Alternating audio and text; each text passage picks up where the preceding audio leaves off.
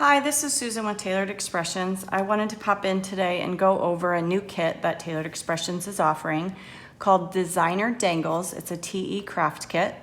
And I made several different earrings using foil and embossing powder, and I wanted to go over how I did those. These are all with foil, the Deco foil by iCraft.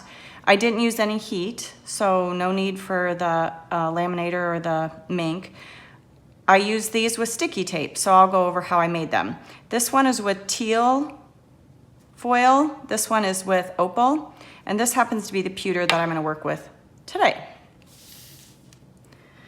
First, I took a piece of leather and I lined it up with a line on my grid pad. I really recommend a quarter of an inch grid pad, whatever yours is. Mine happens to be the one from the Misty, and it's just a nice size. And I taped it down with some purple tape so that the line is lined up with one of the 1/4 inch lines. And then I took some of the score tape, and you take that and you'll line that up with each of the 1/4 inch lines. Like that. And then I do take scissors and trim that off, but put those down every 1/4 of an inch. And then you'll take your die from the dangles. This happens to be the middle-sized one. And I like to line it up with just the bottom edge of my leather. That way when I go to make my next pair, I can line the edge of the die up with the edge of the leather again, and then they should all run about the same and look like they match. So I'll take that to my die cut machine and cut it. And this is what you get. So with that, then you peel off all of this backing.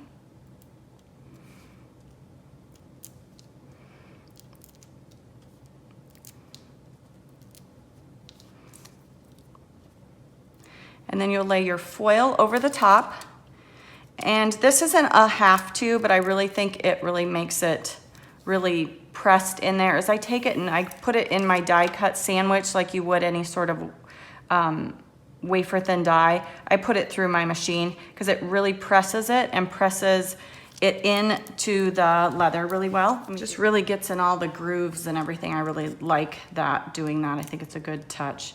Then you'll take and just peel off the foil, and that's what you get. Again, like I said, this is pewter, so this is its matching pair, and that's how I made these. And then this one is also with the pewter, but I took some of the 1/2 inch score tape and I put it more at a diagonal line, and I did do that on purpose. You could make it straight, but that's how I did those. So using foil without the heat. The other thing I wanted to show you is these earrings. They are with embossing powder. I, of course, took the silver tone craft leather that's in your kit, and I taped that down again. Let me grab this piece, sorry. I taped this down. Again, matched it up with the line, and I went 3/4 of an inch up with my purple tape to create a straight line. Press it down with my Versamark, then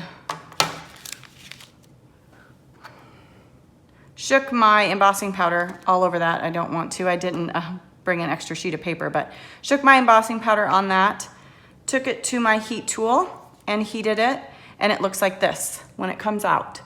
And this one, I actually smushed it with the Versamark a second time and heated it again so that I had 2 layers of the embossing powder. I don't think that's necessary. I kind of like the look of getting the grooves and the little crevices of the craft leather, but it's totally up to you, just something to think about.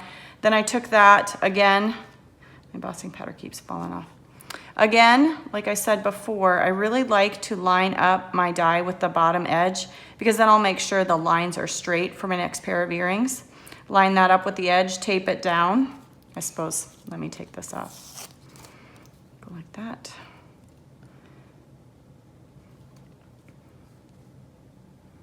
Tape that down and then take it to your die cut machine and you'll get this. And that is how I did the embossing powder. So simple and easy, but I think it's a really stunning, beautiful look. Now I wanted to show you really quick how to open up these earring wires because when they manufacture these, make such a nice, perfect circle here. And I wanted to talk to you about how to maintain that and the easiest way to open up your earring hook.